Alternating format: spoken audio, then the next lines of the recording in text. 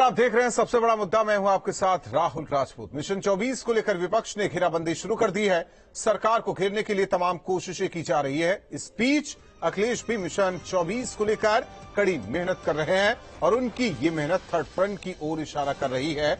जहां अखिलेश ने कल लालू प्रसाद यादव से मुलाकात की, वहीं आज कोलकाता में ममता बनर्जी से मिले। साथ ही समाजवादी पार्टी की कार्यकारिणी में उन्होंने बीजेपी पर जमकर निशाना साधा। अखिलेश यादव बीजेपी के खिलाफ मिशन 24 को लेकर बड़ा चक्रव्यूह रच रहे हैं। मुलायम सिंह यादव के बाद अब अखिलेश ने विपक्ष को एकजुट करने का बीड़ा उठाया है।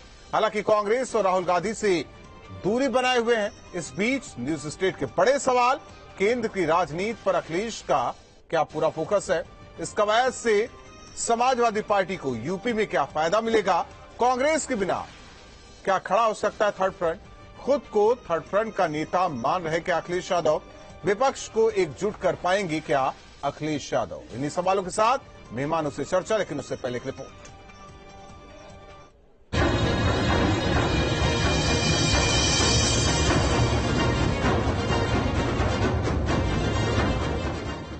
थर्ड फ्रंट की तैयारी बीजेपी पर पड़ेगी भारी। अखिलेश करेंगे आर पार, 24 में होगा बेड़ा पार। जी हां, समाजवादी पार्टी के अध्यक्ष अखिलेश यादव बीजेपी के खिलाफ मिशन 24 को लेकर बड़ा चक्रव्यूह रचने जा रहे हैं। मुलायम सिंह यादव के बाद अब अखिलेश ने विपक्ष को एकजुट करने का बीड़ा उठाया है। हालांकि कांग्रेस और राहुल गांधी से उन्होंने दूरी बना रखी है। थर्ड फ्रंट को लेकर अखिलेश पूरी तरह एक्टिव है। फिर चाहे चेन्नई में केसीआर की रैली में कई बड़े नेताओं के साथ मंच साझा करना हो, या फिर दिल्ली में लालू प्रसाद यादव से मुलाकात, और अब कोलकाता में पश्चिम बंगाल की सीएम ममता बनर्जी से मुलाकात। इन सब मुलाकातों और बातों को थर्ड फ्रंट बनाने की कोशिशों से जोड़कर देखा जा रहा है। लेकिन हम उनके साथ खड़े दिखाई देंगे जो हमारा संविधान देश का बचाना चाहते हैं। और हमें खुशी है इस बात की कि अगर बंगाल में यहाँ की मुख्यमंत्री दीदी आदरणीय ममता बनर्जी जी लड़ाई लड़ रही हैं, तो उत्तर प्रदेश में हम समाजवादी लोग भी भारतीय जनता पार्टी का मुकाबला करने का काम करेंगे। विपक्ष को एकजुट करेंगे अखिलेश यादव। केंद्र की राजनीति पर अखिलेश का फोकस। अखिलेश की इस कवायद और केंद्र की सियासत पर फोकस को लेकर सवाल भी कई उठ रहे हैं। सवाल है, अखिलेश बीजेपी विरोधियों को एक मंच पर ले भी आते हैं तो क्या वो सबको एकजुट रखने में कामयाब हो पाएंगे? क्या अखिलेश खुद को थर्ड फ्रंट के लीडर के रूप में देख रहे हैं? जिन लोगों ने जिन्होंने संविधान को खत्म करने का कोशिश की है, उनका हम लोग मुकाबला करेंगे। ये बीजेपी के लोग बड़ा खुश होकर के कहते थे कि देश की आर्थिक नीतियां उन्होंने ऐसी बनाई है कि उनका एक उद्योगपति जो मित्र है वो दुनिया में 2 नंबर पर पहुंच गया है। आज बताओ, वही 2 नंबर वाला उद्योगपति किस नंबर पर पहुंच गया? अखिलेश की कवायद से यूपी में क्या फायदा? एसपी को यूपी में क्या फायदा मिलेगा? थर्ड फ्रंट को लेकर शुरू हुई इन संभावनाओं के बीच सवाल यह भी है कि आने वाले निकाय चुनाव और लोकसभा चुनाव में यूपी में समाजवादी पार्टी को क्या फायदा मिलेगा? क्या यूपी में समाजवादी पार्टी बीजेपी को कोई नुकसान पहुंचा पाएगी? क्योंकि यूपी में कई मुद्दों को लेकर समाजवादी पार्टी सरकार को घेरने में नाकाम रही है, और अगर थोड़ा भारी भी पड़ी तो सीएम योगी ने हर हमले का करारा जवाब दिया। देश की जो हालात है उन पर जरूर चर्चा पार्टी करेगी, और ये तैयारी है कि 2024 में उत्तर प्रदेश में समाजवादी पार्टी ज्यादा सीटें कैसे जीते। बहरहाल मिशन 24 को लेकर विपक्ष ने घेराबंदी शुरू कर दी है। सरकार को घेरने के लिए तमाम कोशिशें की जा रही हैं। इस बीच अखिलेश की मिशन 24 को लेकर ये मेहनत थर्ड फ्रंट की ओर ही इशारा कर रही है। इस बीच सवाल ये भी है कि क्या कांग्रेस के बिना थर्ड फ्रंट खड़ा हो सकता है? क्या थर्ड फ्रंट में कांग्रेस के लिए कोई जगह नहीं है?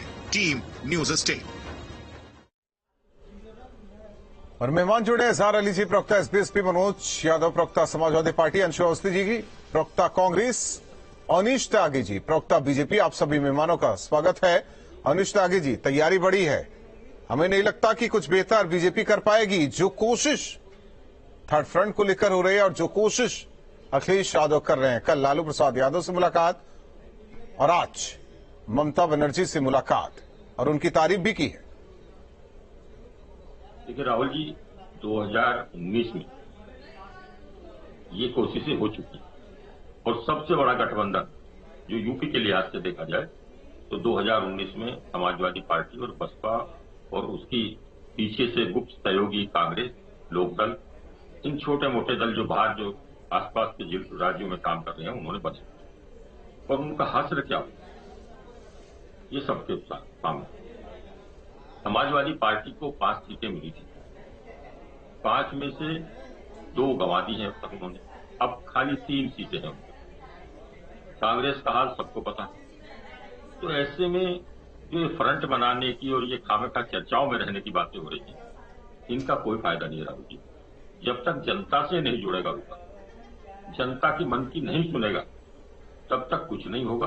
केवल अखबारों में, मीडिया में, चर्चाओं में रहकर अपना काम करने से वही हसर होगा जो अब तक 2012 से। मनोज जी, कुछ भी कर लीजिए, कुछ नहीं होने वाला। और उत्तर प्रदेश में भारतीय जनता पार्टी की डबल इंजन सरकार जनता के बीच है, जनता के साथ है, जनता। अनुज अवस्थी जी, ठीक है। मनोज जी, जनता का फल मजबूरी या वाकई ये मोर्चा है जो तैयार होने वाला है और बिना कांग्रेस के कैसे संभव है? देखिए, मीडिया लगातार इस बात को कह रही है कि थर्ड फ्रंट बनेगा, कोई कह रहा है सेकंड फ्रंट बनेगा, लेकिन समाजवादी पार्टी कहती है वो एक ऐसा फ्रंट बनेगा जो बीजेपी को चारों खाने चित करेगा। वो फ्रंट कौन सा होगा वो समय बता देगा, उसका समय भी अब बहुत राहुल जी दूर नहीं जी। लेकिन बीजेपी अगर कुछ पुराने ऐतिहासिक पुरानी बीती घटनाओं की गफलत में जीना चाहती है तो हम उनके लिए ईश्वर से प्रार्थना करेंगे कि वो गफलत बनी रहे। समाजवादी पार्टी ने 1 साल पहले से लोकसभा की पूरी चुनावी तैयारियां शुरू कर दी हैं। और रही बात कांग्रेस की, रही बात अन्य हमारे साथ जो गठबंधन के साथी हैं, उनका समायोजन समाजवादी पार्टी आने वाले समय में कैसे करना है, उसके लिए समाजवादी पार्टी ने प्रिपेयर कर रखा। आदरणीय राष्ट्रीय अध्यक्ष जी ने इस बात को भी बोल रखा है कि गठबंधन की बात आने वाले समय में होगी। सबसे पहले बात होगी जमीन पे, और जमीन पे क्या बात होगी? बीजेपी ने जो झूठ परोसा है 9 साल में और जो अपने कमिटमेंट से भागे हैं, जो अपनी क्रेडिबिलिटी से हटे हैं, ऐसी सरकार को उत्तर प्रदेश की जनता और देश की जनता नहीं देखना चाहती। ये बात बीजेपी वाले जान लें, क्योंकि अडानी के मामले में बीजेपी का रूप रंग पूरी तरीके से जनता ने देख लिया कि एक व्यक्ति के लिए सरकार है, देश के लिए नहीं है। एक व्यक्ति को बचाने के लिए वो आप किसी भी हद तक जा सकते हैं। ऐसी सरकार को उखाड़ने के लिए जनता भी तैयार है। मुद्दे बहुत हैं, समय आने पे राहुल जी उन मुद्दों को समाजवादी पार्टी ठीक है, उम्मीद भी करते हैं, रखेंगे। समाजवादी पार्टी से उम्मीद भी करते हैं कि देखते हैं कि मुद्दों की लड़ाई लड़ी जाती है या जिस तरीके से अखिलेश यादव शूद्र कहना वो शुरू कर चुके हैं स्वामी प्रसाद मौर्य के बयान में, हालांकि उसे वो आगे बढ़ा रहे हैं। अंशु अवस्थी जी, वो मुद्दा राहुल जी अलग नहीं होगा। नहीं, अलग कैसे भाई? मुद्दे अगर जनता से जुड़े मुद्दा अगर वाकई, देखिए समाजवादी पार्टी वाकई समाजवाद की बात करती है तो समाजवाद में सब समाहित होते हैं, ना छोटा ना बड़ा, बिल्कुल। लेकिन आप लोग एक लकीर तो खींच रहे हैं। अंशु अवस्थी जी, बिना कांग्रेस के कैसे संभव जो सपना देखा जा रहा है अखिलेश की तरफ से? देखिए राहुल जी, यहाँ पर डिबेट में जो सपा के साथी बैठे हैं उन्होंने भी कहा, और ये सभी जानते, पूरा देश जानता है कि इस देश में अगर इस लोकतंत्र को बचाने की कोई लड़ाई लड़ रहा है तो कांग्रेस पार्टी लड़ रही, राहुल गांधी जी लड़ रहे, श्री मल्लिकार्जुन खड़गे साहब लड़ रहे। मुझे आप बताइए, अडानी को लेकर जो प्रदर्शन चल रहा है उसमें कौन से दल नहीं है? आपने देखा नहीं कि संसद के बाहर किस तरीके से लोकतंत्र की जब हत्या हो रही थी तो आपको वो दल नहीं दिखाई पड़े? उनमें वो सभी शामिल हैं। और अडानी के प्रति जो इनकी यारी है ये छिपने वाली नहीं है, ये चाहे जितनी कोशिश कर लें। और हम तो कहते हैं कि बीजेपी के साथी अडानी का आ नहीं बोल पा रहे हैं, पूरे देश को गिरवी रख दिया आपने अडानी के सामने, लेकिन हम बोलेंगे और जेपीसी जांच होगी। और राहुल जी, आप भी हौसला जुटाइए, बोलिए कि अडानी ने गलत किया, अडानी ने देश को बेचा है, अडानी की वजह से आज देश की अर्थव्यवस्था खतरे में, सरकार अडानी को गोद में लेकर बैठी। आखिर आप भी सवाल कर सकते हैं, देश जानता है कि क्या कारण है कि एक व्यापारी को, एक उद्योगपति को सरकार बचा रही है। कोई विपक्ष में तीसरा और चौथा फ्रंट नहीं बन रहा, एक ही फ्रंट बन रहा है, वो जनता की आवाज का फ्रंट है, जो भाजपा को नेस्तो नाबूद करेगा 2024 में, और सत्ता में पहुंचा गया वो फ्रंट वो जनता के लिए काम करेगा, जैसे पिछले भी हमने यूपीए 1 और यूपीए 2 की सरकार में किया था। इतनी बड़ी बड़ी बातें हो रही हैं, कहीं पर भी कोई इस तरीके का नहीं चल रहा है। जो सामने दिख रहा है कि अडानी को सरकार किस तरह बचा रही है, उस पर बात एक ही मुद्दा है क्या? फ्रंट को लेकर बड़ी चर्चा हो रही है, अवस्थी साहब, जिस पर अंशु कोई जी, चर्चा नहीं है। एक ही मुद्दा है क्या? बस कांग्रेस कहाँ है जरा ये बताए ना, गठबंधन के बताए। इस देश में पहली बार ऐसा होता है राहुल जी कि सत्ता पक्ष संसद नहीं चलने दे रहा। आखिर आप राहुल गांधी जी पर आरोप लगाते हैं, राहुल नरेंद्र मोदी की बातें याद नहीं है जो कहते हैं कि हिंदुस्तान में पैदा होना अपने आप में कितना दुर्भाग्य और शर्म की बात है। जनता तो ऐसे लोगों के बारे में क्या कहेंगे जो सत्ता में बैठकर संसद नहीं चलने दे रहे हैं? आखिर क्यों नहीं राहुल गांधी जी को बोलने दिया जा रहा है? क्योंकि बोलेंगे तो सच्चाई निकल जाएगी। कांग्रेस के पास कुछ नहीं। देखते 24 तक ऐसे ही सरकार को घेरा जाता है या फिर अलग अलग अपनी राहें पकड़ी जाती है, ये भी देखना जरूरी है।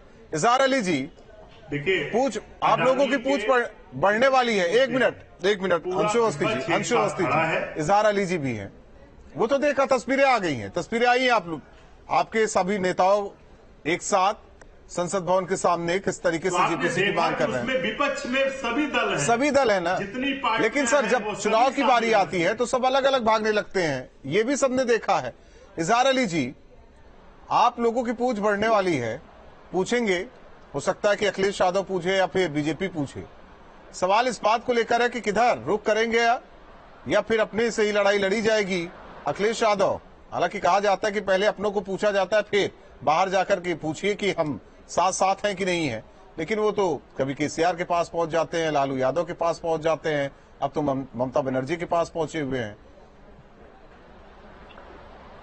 राहुल जी देखिए, हमारी पूछ 25 करोड़ प्रदेशवासियों हमको पूछते हैं और हम जनता के बीच में रहते हैं परमानेंट। अब आपको मैं बताऊं राहुल जी, विस्तार थोड़ा समय चाहिएगा। समाजवादी पार्टी जो थर्ड फ्रंट की बात आ रही है, देखिए समाजवादी पार्टी ही भारतीय जनता पार्टी को वॉक ओवर दे रही है। आप देखिए कि जाके तमिलनाडु में स्टालिन से मिलते हैं, भाई स्टालिन कितनी वोट यहाँ दिला देंगे उत्तर प्रदेश में। जाके केसीआर से मिलते हैं माननीय अखिलेश यादव जी, कितनी वोट यहाँ दिला देंगे। जाके ममता दीदी से मिलती है, कितनी वोट यहाँ दिला देंगी ममता दीदी। आप देखें 2022 के चुनाव में बनारस में ममता दीदी को बुलाया था, सारी की सारी बनारस की विधानसभा सीटें हार गई। तो ये खुद ही वॉक ओवर दे रहे हैं भारतीय जनता पार्टी को कि हम इधर उधर की बात करेंगे और आप आराम से अपनी गाड़ी निकाल लीजिए। तो सबसे बड़ी दुश्मन जो दलितों, पिछड़ों, अल्पसंख्यक मुसलमानों की जो सबसे बड़ी दुश्मन है वो बहुजन समाज पार्टी है और समाजवादी पार्टी है। अब आपको मैं बता दूं कि समाजवादी के राष्ट्रीय अध्यक्ष अखिलेश यादव जी को राजनीति के वो छात्र हैं कि जिनको नकल करना भी नहीं आता। भाई आप देखिए भारतीय जनता पार्टी कैसे छोटे छोटे दलों को साथ में लेके और उनको सम्मानजनक सीट देके और उनका वोट लेने के साथ और भारतीय जनता पार्टी जीत हासिल करती है। अभी मैं आज अखिलेश यादव जी को सुन रहा था, ये कह रहे थे कि आज बंगाल में कि चाहे जो भी कुर्बानी देनी पड़े और हम लोग गठबंधन करेंगे और सभी को साथ लेंगे। अरे कुर्बानी तुमने तो सुहेल दो भारतीय समाज पार्टी के लिए 2022 के चुनाव में 12 प्रत्याशी अपने हारे हुए कैंडिडेट हमको दे दिए कि ले ये हमारे प्रत्याशी लोग, इनको आप सिंबल पे अपने लड़ाओ। और वो हारे हुए कैंडिडेट थे, हमारे नेताओं को, हमारे कार्यकर्ताओं को मौका नहीं देने दिया। तो ये खुद ही चाहते हैं कि भारतीय जनता पार्टी की सरकार 2024 में पूर्ण प्रचंड बहुमत के साथ बने। ये खुद ही समाजवादी पार्टी चाहती है। मैं आपको राहुल जी बहुत स्पष्टता के साथ कह रहा हूं कि ये खुद ही नहीं चाहते हैं कि भारतीय जनता पार्टी सत्ता से हटे। देखिए लोकसभा ऐसा है क्या मनोज जी? अगर मैं आपको बता रहा हूं राहुल जी, लोकसभा के चुनाव में मनोज जी दो चीजें क्लियर कर दीजिए। एक तरफ राहुल गांधी सबसे बड़े नेता हैं, वही बीजेपी को हटा सकते हैं। आप कह रहे हैं कि अखिलेश यादव हैं, वो यूपी से बीजेपी को हटा सकते हैं। ठीक है, इजहार अली जी बात पूरी कर लीजिए। 10 सेकंड राहुल जी, 10 सेकंड बोलिए आप। इजहार जी बोलिए। तो मैं आपको बता रहा हूं कि आपने देखा कि जैसे एमएलसी के चुनाव में 28 वर्ष की उम्र की कैंडिडेट को ले आते हैं और 30 वर्ष की उम्र से नीचे होना नहीं चाहिए। तो ऐसे ही ये भारतीय जनता पार्टी को जिताते रहेंगे और एक विशेष वर्ग का वोट लेने के लिए ये सब खाली ड्रामेबाजी है। कहीं कोई थर्ड फ्रेंड, मनोज जी, सारे तीसरे मोर्चे हैं, सारे मोर्चा लगता है, ये सब चुनाव के बाद मालूम हो जाएगा।